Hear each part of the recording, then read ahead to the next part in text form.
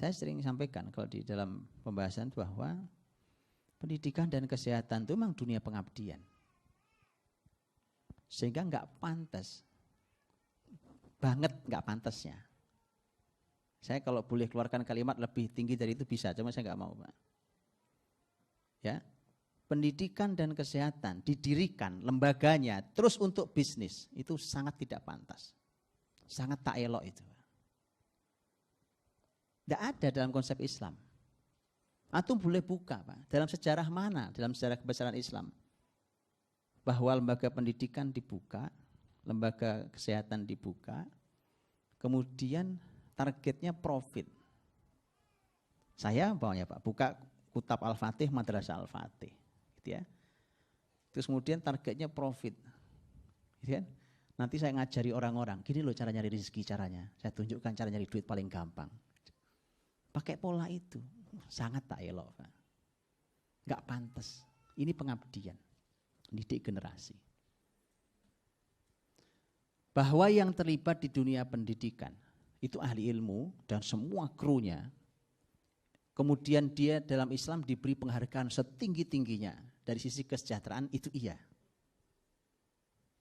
Bayangkan, ya kan? Sejahteraannya setinggi-tingginya, tapi ini bukan lembaga profit. Sama persis dengan kesehatan. Persis sama dengan kesehatan. Kesehatan persis sama. Orang sakit, Pak. Saya sering bilang, saya itu punya teman punya rumah sakit, Pak. Itu saya kalau ketemu sebenarnya pengen nanya, kan biasa nanya kerjaan, tapi saya selalu nggak tega. Karena saya tahu beliau akan bingung jawabnya. Maka saya nggak pernah tanya-tanya itu kalau ketemu. Saya akan nanya, gimana rumah sakit antum, rame apa enggak? Saya kasihan, Pak, beliau pasti nggak bisa jawab. Karena beliau tahu kan, punya nurani, beliau orang beriman. No. Pasti nggak bisa jawab. Kalau sepi kok ya beliau bingung.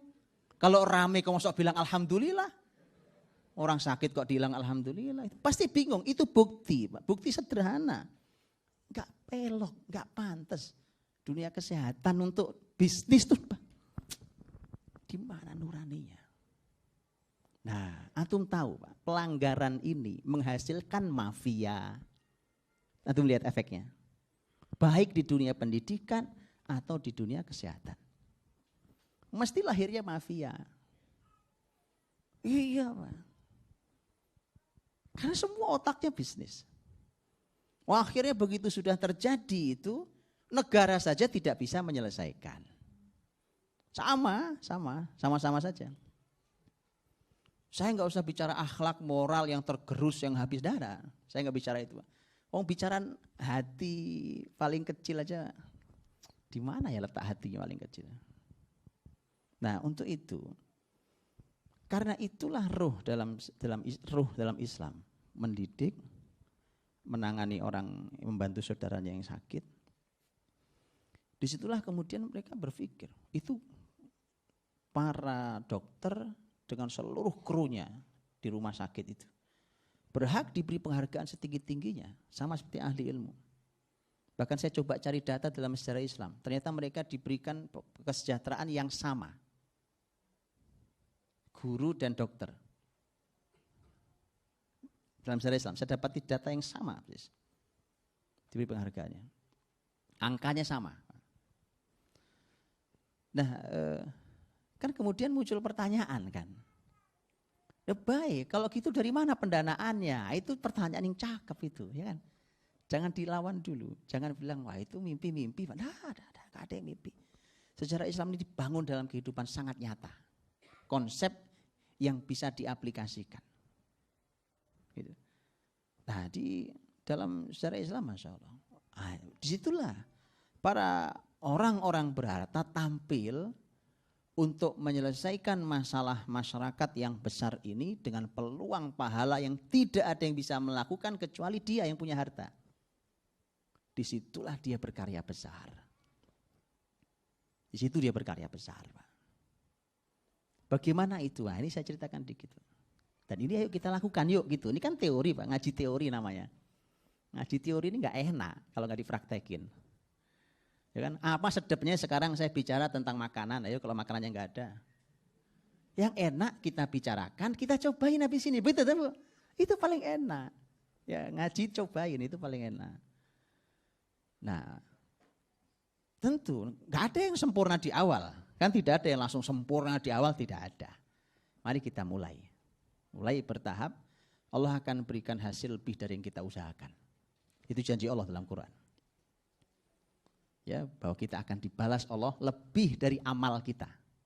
Amal kita ini pantasnya dapat 5, dikasih Allah, terserah Allah gitu. Kita itu yang saya sebut dengan biarkan, pokoknya jalan dulu. Jalan dengan konsep yang sudah jelas ujungnya di mana, berjalan ya, bukan asal jalan ya, tapi ini jalan sudah terpandu. Ada panduan yang kuat. Bicara tentang pendidikan umpamanya, gitu ya. Selalu Pak, lagi-lagi gitu. Ada yang mengatakan gini, ya sekarang ini sekolah jadi mahal, wajar Ustadz, karena yang megang swasta. Saya bilang kok wajar, di mana wajarnya? Antum menunggu negara gitu. Oh negara sekarang tadi jadi demo Pak. Tadi loh demo depan MPR, ditulisi di tol Jakarta. Jalan depan MPR tutup. Lagi ada demo. Antum mau nunggu negara sampai kapan? Ya, itu bukan kebiasaan muslimin Pak. Enggak ada. Nabi hidup di zaman sangat jahiliyah. Nabi tidak pernah berkata ini susah ya Allah. Karena sistemnya jahiliyah, enggak ada itu. Nabi enggak pernah ngeluh kalimat itu. Antum cari kalau ada kasih ke saya. Itu kalimat cuma muncul dari mulut orang-orang yang tidak tahu ilmu.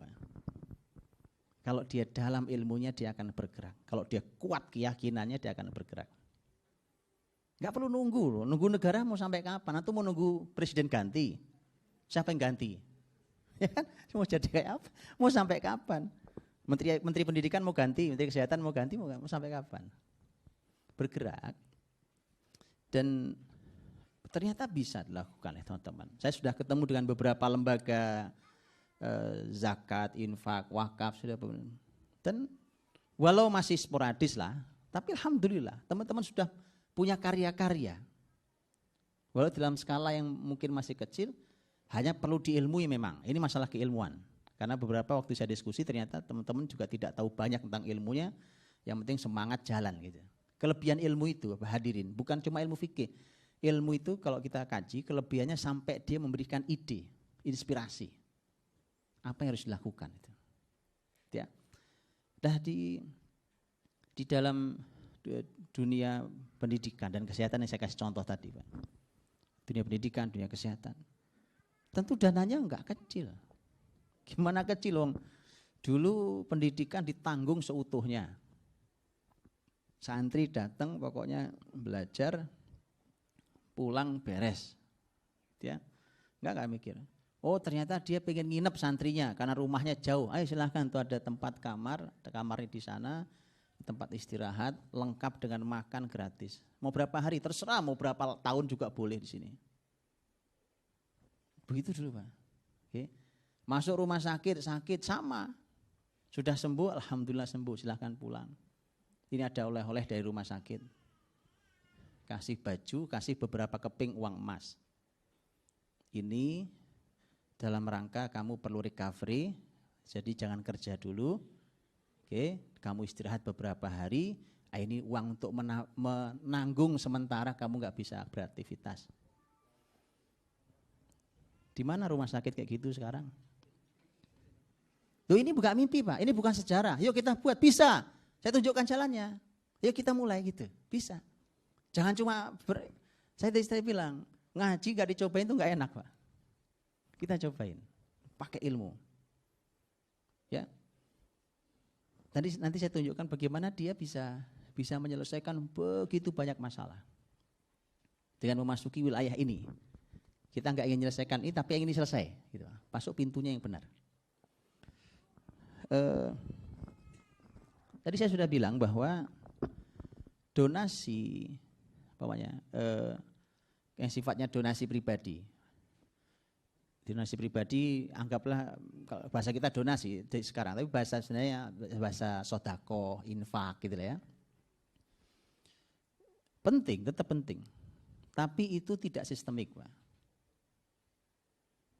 Yang wajib kan zakat, Yang sunnah ada infak, sodakoh, bahasa kita gitu ya, wakaf gitu ya. Kalau yang sifatnya sodakoh infak itu tidak sistemik. Ketika tidak sistemik itu rawan goyah. Donaturnya meninggal. Donatur bisnisnya jatuh.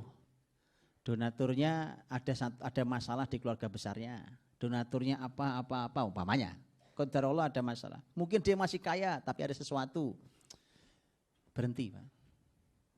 Saya sudah ingatkan teman saya, karena ini kebanyakan masalah di kita kan di sini, Pak. Ini indahnya kalau kita ngerti ilmu, bagaimana dulu sekolah dibuat.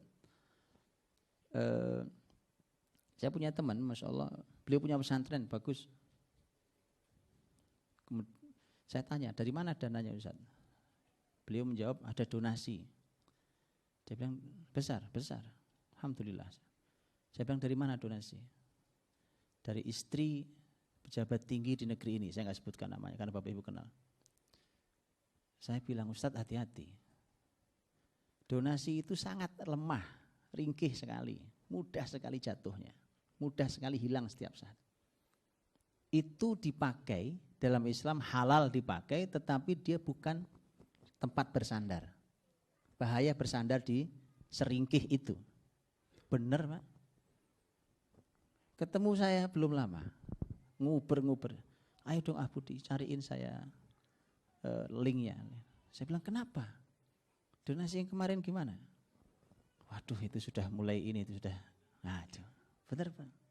Karenanya dalam Islam yang namanya infak sodakoh itu jalan terus Pak. Donasi mau gede-gedean gak apa-apa. Siapapun, Abdurrahman bin Auf umpamanya memberikan hartanya kepada veteran perang Badar yang masih hidup. 100 orang tanggung diberikan sama dia. Tapi donasi sifatnya gitu ya, infaknya. Atau umpamanya Nizamul Mulk, menteri yang paling luar biasa dalam sejarah Islam di zaman dinasti Saljuk, punya madrasah dinamai dengan nama dirinya Madrasah Nizamiyah. Madrasah Nizamiyah itu umurnya 4 abad, Pak. Gitu. Itu amal kita lebih panjang dari umur kita, itu maksudnya. Itu kalau dihitung amal 4 abad kan Masya Allah. Enggak satu tempat Pak, itu di beberapa kota. Donasi Pak dia, donasi. Donasi per tahunnya seingat saya 600.000 dinar. 600.000 dinar itu berapa Pak Adit ya? Berapa itu berarti? Itu donasi pendidikan beliau. Donasi pendidikan beliau sampai itu donasi Pak, sifatnya donasi. Tapi tadi donasi itu dia kan menteri Pak, dipanggil sama rajanya. Sini. Malik Shah nanya, sini. Kamu besar sekali mengeluarkan uang pribadimu untuk donasi sekolahan. Jawabannya Nizamul Mulk. Jawabannya adalah apa yang Allah berikan pada saya jauh lebih besar daripada ini. Sehingga tak pantaskah saya melakukan ini. Begitu. Gak pakai uang negara, uang pribadi. Dan Nizamul Mulk kemudian juga berkata, karena saya sadar saya bukan ahli ilmu. Makanya saya ingin ikut dalam gerbongnya para ahli ilmu. Saya ngajar ilmunya gak cukup. Tapi saya punya uang.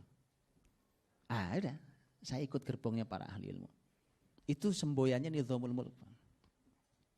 Nah, Nizamul Mulk kemudian itu donasi. Bukan sistem. Nah, Islam menyediakan yang sistem, itu wakaf. Wakaf itu sistemik, Pak. Sayangnya wakaf itu masih sangat belum dipahami oleh banyak orang, bahkan oleh lembaga wakaf. Ilmu wakaf sendiri belum dipahami. Ya Pak, saya sudah berdiskusi berkali-kali dengan beberapa lembaga.